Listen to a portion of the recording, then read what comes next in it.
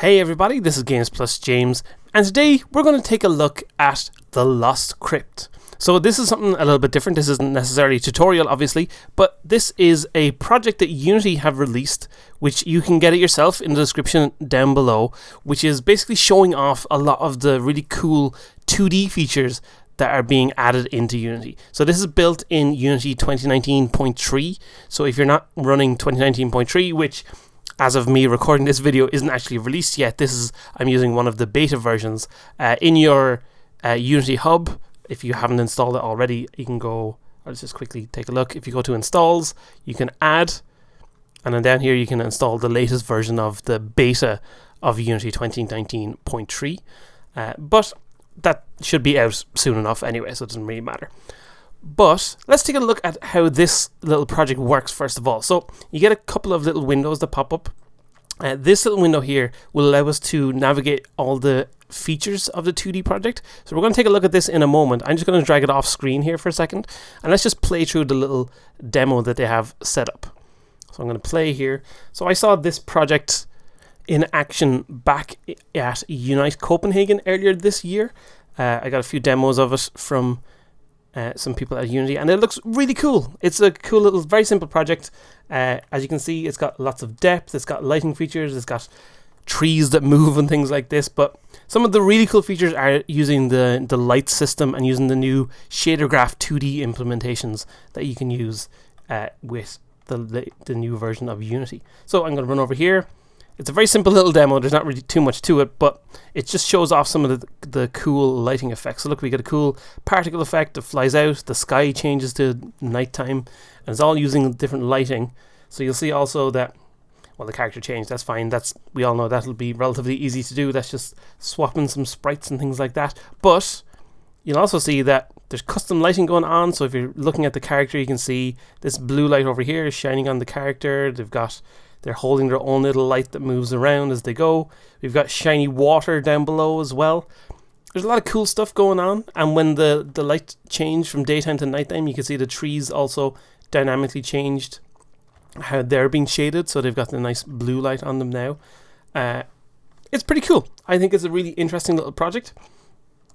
To be able to see all this stuff in action is interesting enough as it is, but the really handy thing about this project is if I stop running it and if I drag this window back in, if we click on this here, if I click open main here, it'll make sure we're in this main scene that we have going on, and it'll give us options to look at all the elements of our project. So for example here, by default, the first thing is the universal 2D renderer, which is fine. You can then go and look at that, but that's not the most interesting little element. What is more interesting is stuff like the 2D lighting here. So if I just turn my gizmos back on here, you can see we've now got, it'll highlight all the various 2D lighting features, but what's really cool is we can select any of them, so like the global ambient light here, and we can play around with them and see how they're affecting our scene. So I can go and make this a different color, and you can see it's kind of making the light on the trees, for example, go a little bit different colored. Sorry, I was looking up here. I was looking down here, but moving my mouse up here. So you can see down here, all this stuff is changing color as we go. So we can have a nice little way to see what's going on with all those different things. You can select whatever you want and play around with that and see how it goes. What's really useful about this project is being able to play around with all this stuff. So we've got point lights. You can see we've got this light from the sky. These are all new 2D lights that are working in the game. Let's see if I can go over here. Yeah, we've got the light shaft coming down here. We've got all this cool stuff going on in the project. So what's also cool is we can go to, for example, the 2D shader graph here. And you can see we've got this wind shader renderer going on. We've got a water renderer. But what's really handy for me personally that I like is that we can open the shader that controls the water, which will open it in the shader graph system. It'll take a moment just to open it up. There we go. Let's pop this out so we can see a bit better and a bit bigger. And this will show exactly how that shader is built, which is if we go over here, Oh, well, our ground is kind of in the way. Let's moving things around, controlling cameras and whatnot. Let's try. No, that won't work. Let me just quickly play the game. We'll make it walk over to that area. Get this over here. So if I run the player over to the water, you should be able to see similar to what's going on in the shader itself. Nearly there, bit of a walk. There we go. Okay, so there's the water surface. You can see it in action here. And if I drag the shader back in, you can see, look, you can see that's being built using this little section here, the kind of glow on it. You can see there's lots of other stuff going on. There's different surfaces and it being processed in different ways. And you can see each stage being applied as it goes. So that's what's really cool about being able to look at the shader graph like this, is being able to see how other people tackle very simple problems. For example, the water. Let's just stop this running here and let's take a look. If I close out of this, let's take a look at, for example, the wind shader. Open this up. And again, we can see if I pop this out, it's very simple. Oh, let's drag it a bit bigger. There we go. It's very simple.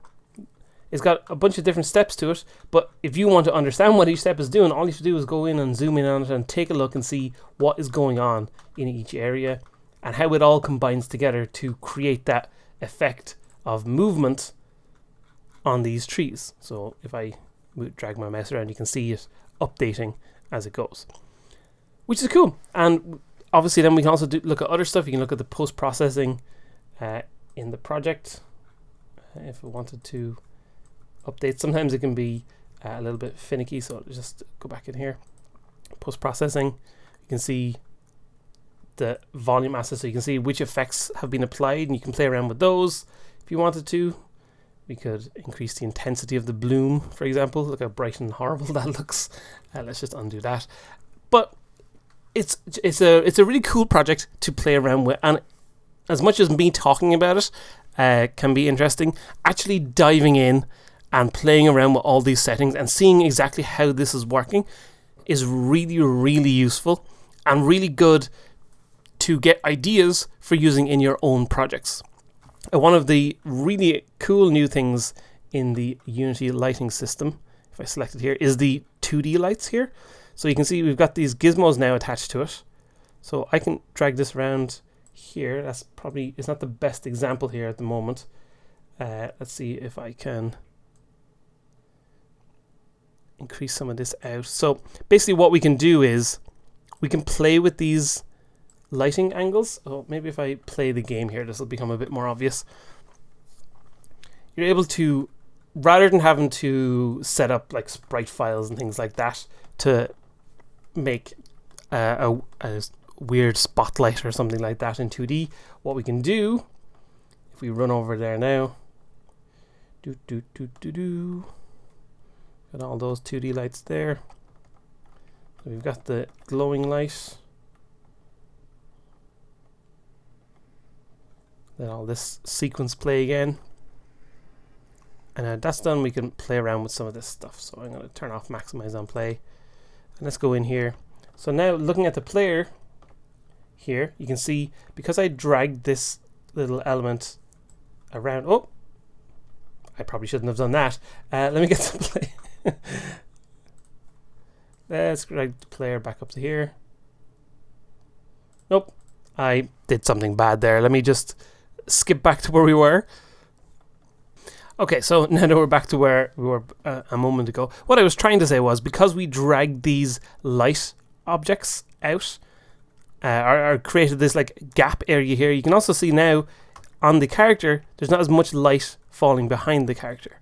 Let's select, if I look around here, there's a light here as well. So let's try this. So you can see if I do this, you can see the light changing here, the intensity of the light, and as I do that, you can see the distance within it that the light moves as well. So let's move this over to here, for example. So you can see it really strongly here. So I can just grab the edges of this. I can make it full all the way around. I can drag these and make it so that The bright section is only here, and the slightly less lit section is here. And it's really handy, it's really powerful, and it makes making custom lighting so much easier now in Unity. Let's drag this out a bit bigger so you can see we get this nice big area. Again, you can have the intense bit down here, and then it fades away out to the edge like that. So it makes it really easy, and you can see the way this project is set up, it affects the lighting in different ways as it goes, because it's all nicely normal mapped and things like that. So it's a lot of fun. It's really cool. I really like this project as a way to learn more about how the 2D tools in Unity works, and as I said, is really useful to then take that knowledge and bring it back to your own games. So there you go. Thanks for watching this video. I'll be back soon with more tutorial goodness, and in the meantime, keep being awesome.